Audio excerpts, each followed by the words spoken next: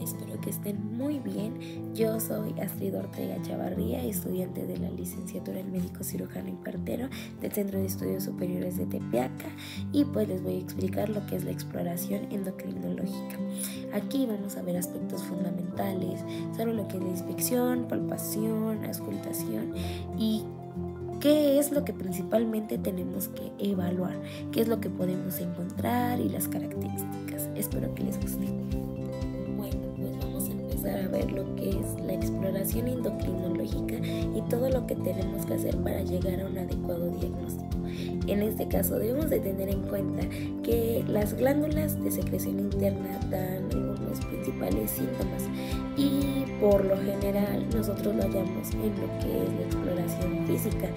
De hecho, la exploración física de un paciente endocrinológico debe de ser similar a la de otros enfermos. Claramente tiene otras características, pero pues se tiene que seguir todo el protocolo. Sabiendo esto, ¿qué se tiene que hacer en un examen de trastorno endocrinológico? Bueno, aquí se tiene que dar vital importancia a la observación de lo que es el aspecto individual. Por ello, se tiene que hacer una inspección general y esta debe de ser fundamental, principalmente porque vamos a recoger aspectos, tanto parámetros que nos van a ayudar a saber la interpretación diagnóstica. Estos aspectos que se deben tomar en cuenta por lo general es la talla, el peso, su estructura en general, si es mesomorfo, endomorfo, ectomorfo, también su estado nutricional, algunas evidencias que tenga o algún tipo de signo androgénico que tenga una mujer o algún otro síntoma característico que nos haga pensar en un daño endocrinológico. De hecho, también otro factor importante que nosotros debemos de tener en cuenta es la exploración por aparatos. Esto es importante porque como estamos hablando de un daño endocrinológico, debemos de tener en cuenta que tenemos que inspeccionar y explorar tanto los genitales externos, porque esto es crucial, especialmente en las alteraciones que son dedicadas al eje hipotálamo-hipófisis gonadal. De hecho, la exploración o nosotros el visualizar algún simple detalle como es las bases, su talla, su peso, nos va a orientar a una probable alteración endocrina por los factores de riesgos asociados. De hecho, esto va a confirmar mediante determinaciones hormonales y pruebas funcionales de laboratorio. Aunque nosotros tengamos los signos, los síntomas, algunas características que son particularmente esenciales en un problema endocrino, debemos de hacerlo también con pruebas de laboratorio. Esto va a ser para confirmar el diagnóstico. Pues vamos a iniciar con algo que es fundamental y que se los mencioné desde un principio, que es la inspección en general. De hecho, vamos a tener aquí que vamos a visualizar primero lo que es la talla. Esto es fundamental. ¿Por qué? Porque el control de los retrasos del crecimiento nos puede dar un punto de alarma. También eso nos va a servir para valorar el área gonadal en el periodo de desarrollo. Entonces debemos de tener en cuenta que la talla debe de ser de acorde a la edad y también al sexo. Entonces es por eso que nosotros debemos de visualizar y tener en cuenta que la talla es importante. A su vez, debemos de evaluar lo que es el peso. El peso nos va a permitir lo que es un diagnóstico para determinar si el paciente tiene obesidad o tiene algún tipo de delgadez. Y pues recordemos que vamos a determinar la obesidad o sobrepeso si el paciente tiene un índice de masa corporal mayor a 30, pues ya estamos hablando de una obesidad. Entonces recordemos que el índice de masa corporal es fundamental y pues también podemos visualizar con esto y determinar si el paciente es obeso, si tiene diabetes. Entonces, si tiene diabetes debemos de saber si está controlado, no está controlado o algún tipo de alteración del eje hipotalámico. También debemos de tener en cuenta el pulso. El pulso es importante porque esta nos va a dar como a evaluar las alteraciones que tengan que ver con el ritmo o la frecuencia cardíaca. Y de hecho hay sintomatología que pueden llegar a causar arritmias, como lo que es el hipertiroidismo o bradicardia, que es el hipotiroidismo. Otro aspecto que es fundamental es la tensión arterial. ¿Por qué? Porque esta básicamente se va a correlacionar con distintos tipos de hipertensión, pero esta hipertensión, recordemos que puede llegar a generar problemas tanto suprarrenales como hipofisiarios. Entonces es por eso que nosotros debemos de tener en cuenta los valores de tensión arterial óptimos, que es tenemos el GPC, que es 120-80 milímetros de mercurio. Otro aspecto importante es la temperatura. ¿Por qué? Porque en determinadas enfermedades hipofisiarias o tiroideas se pueden apreciar desajustes de lo que es la temperatura. De hecho, la hipotermia va a ser constante en el coma mixedematoso, y también es habitual en lo que son los hipotiroidismos, y las elevaciones térmicas pueden persistir en la tiroiditis.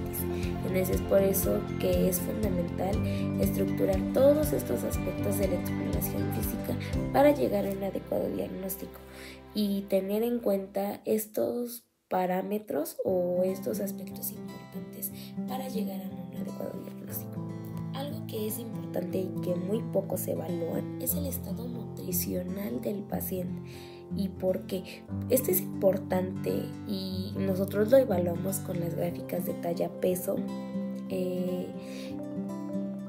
Como les decía, es importante principalmente porque puede ser un parámetro que nos puede decir algo aquí está mal, y pues esto también se correlaciona con lo que es la obesidad, algún tipo de anorexia, algún tipo de anemia. Entonces nosotros debemos de evaluar el estado nutricional del paciente independientemente de la patología, pero en este caso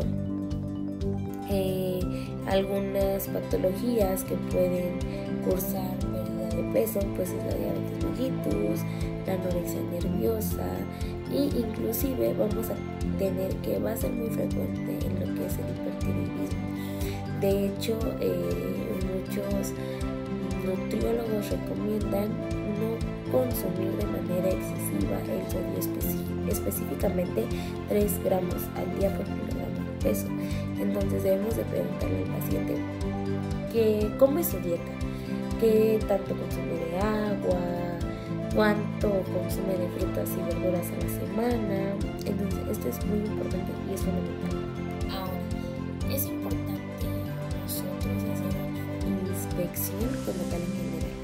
¿Por qué? Porque nos va a determinar las proporciones como tal que tiene el paciente. Es como les digo, si es endomorfo, ectomorfo, mesomorfo.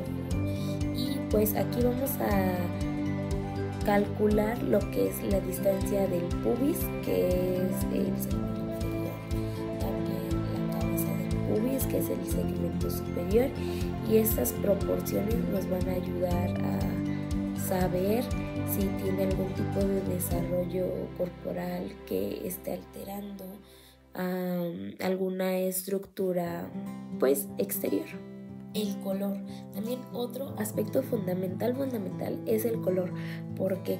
Porque muchas veces, sea en un aspecto endocrinológico o en algún otro tipo de enfermedad, muchos no se interesan por lo que es la palidez de los tegmentos, si tiene algún tipo de ictericia, edema, si está cianótico. Entonces estos son aspectos fundamentales porque nos pueden dar algún tipo de signo clínico específico de alguna enfermedad. En este caso va a destacar la palidez de lo que son los tegmentos y de la aureola mamaria secundaria a un déficit de la hormona adenocorticotrópica. Y también va a destacar la palidez amarillenta, tanto del hipotiroidismo, y va a darnos como que el pie de la presencia de vitiligo asociado a una enfermedad de Graves y de Basedow o a una tiroiditis de Hashimoto. Entonces Entonces, al ver a un paciente que tiene vitiligo o algún tipo de pálidez amarillenta, puede ser una tiroiditis de Hashimoto, una enfermedad de Graves o una enfermedad de Behçet. O también va a haber una hiperpigmentación de la piel, y esta debe de buscarse en redes específicas, en este caso como las aureolas mamarias, los pliegues cutáneos, los órganos, los genitales, y esto se debe de orientar hacia trastornos endocrinológicos, como por ejemplo en el caso de la diabetes mellitus, va a haber una hiperpigmentación en lo que es el cuello, en esta parte del cuello va a haber un negro, va a haber una hiperpigmentación de lo que es la piel, también en los pliegues axilares, y pues como les dije, estos nos van a orientar a un trastorno endocrinológico, como puede ser el exceso de hormona adrenocorticotrópica, alguna enfermedad de Addison, etc. Otros aspectos que nosotros como médicos debemos de valorar son los signos de androgenización. En este caso, en la mujer hay que valorar la presencia de hirsutismo o de otros signos, como por ejemplo acné, algún tipo de calvicie en lo que son los masculinos, o hipertrofia del clítoris. Otra cosa que también es importante de mencionar y no muchos lo tomamos en cuenta es el tono de voz.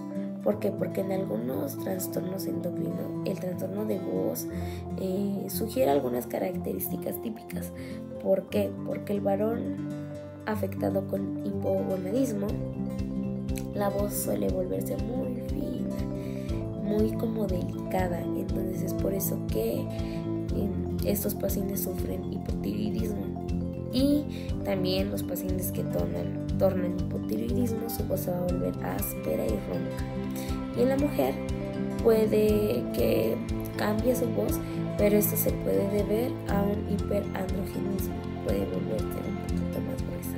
En la región cervical, lo que nosotros vamos a ver en la inspección va a ser básicamente que debemos de observar algún tipo de cicatriz operatoria que tenga, alguna lesión dérmica, o también es importante inspeccionar el cuello para que nosotros busquemos el bocio, que este puede hacerse visible cuando el paciente habla o hiperextiende lo que es el cuello. A su vez, vamos a tener que algo característico de lo que es la enfermedad de Cushing, que claro es un trastorno endocrinológico, va a ser que en la región cervical puede demostrarse lo que es la presencia de guiba de búfalo, o sea, se va a ver una quijada de búfalo. Entonces, esto es porque hay exceso o un acúmulo de tejido adiposo en lo que es esta parte, y por eso se ve como si fuera una quijada de búfalo. También en la región cervical nosotros debemos de hacer la palpación. En este caso, aquí no se debe de omitir lo que es ninguna maniobra, porque esto se tiene que o nos va a llevar a lo que es el bocio también, y deberemos de precisar lo que es el tamaño de lo que es la tiroides, alguna consistencia, su simetría, todo lo que nosotros lleguemos a palpar con nuestras manos debemos de evaluarlo. Entonces tenemos que ver si hay algún tipo de bocio o algún otro tipo, no sé si presentamos nodulaciones. Entonces todo eso lo tenemos que reportar. Ahora, la técnica va a ser que se va a realizar de atrás hacia adelante, y con los pulpejos de ambos pulgares vamos a empezar a palpar de esta manera. Vamos a pedirle al paciente que se ponga de manera recta y que alce un poquito su cabeza, y nosotros vamos a palpar de esta manera. Vamos a ver el tamaño, su localización, y pues también respecto a eso vamos a tener una clasificación del bocio. Esta clasificación nos va a decir que en grado 0 no va a haber bocio, en grado 1 va a haber bocio palpable, pero este no va a ser visible. En el grado 2 va a ser bocio palpable y visible, y en el grado 3 va a ser bocio grande. Y en cuestión de su consistencia también vamos a tener una clasificación. Va a ser de consistencia blanda y firme cuando el predominio sea una tiroides normal o sea una tiroiditis de Hashimoto, y va a ser una consistencia dura ventral cuando sea típica de nodulaciones, ya sean benignos o malignos. Recordemos que debemos hacer estudios de laboratorio. Ahora, siguiendo con la región cervical, debemos de tener en cuenta la auscultación.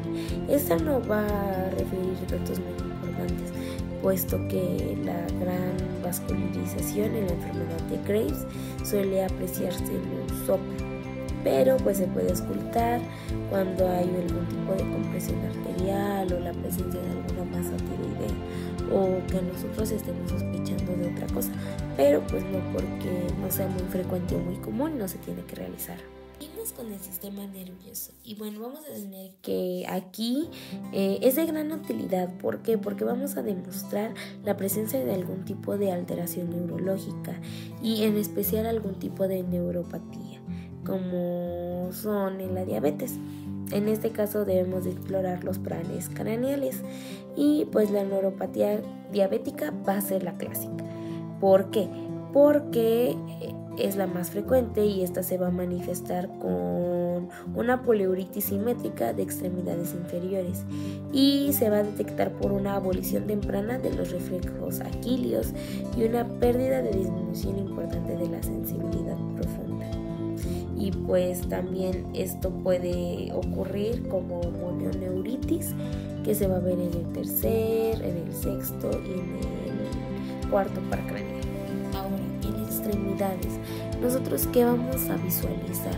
Bueno, pues por medio de esta inspección vamos a descartar algún aspecto tosco o una desproporción del tamaño. Como por ejemplo, en el hipertiroidismo podemos descubrir un temblor fino en las manos que suele ser como así. Y esto puede ser al extender forzadamente los brazos, o sea, al extender los brazos van a temblar un poquito y van a tener los dedos abiertos, por eso les digo que es como que así. Y vamos a tener que, por ejemplo, en el caso del hipertiroidismo de Beicedo, va a existir una induración volácea de la región pretibial y va a causar un problema óptimo. Por último, ¿qué vamos a encontrar en el aparato genital? Pues bueno, en cuestión de los hombres, la palpación testicular va a ser fundamental para diagnosticar lo que son los hipogonadismos o la criptoquilia. Y pues esto básicamente se tiene que efectuar con las manos calientes para evitar un reflejo, que es el cremasteriano, y con el paciente en decúbito supino o en cuclillas.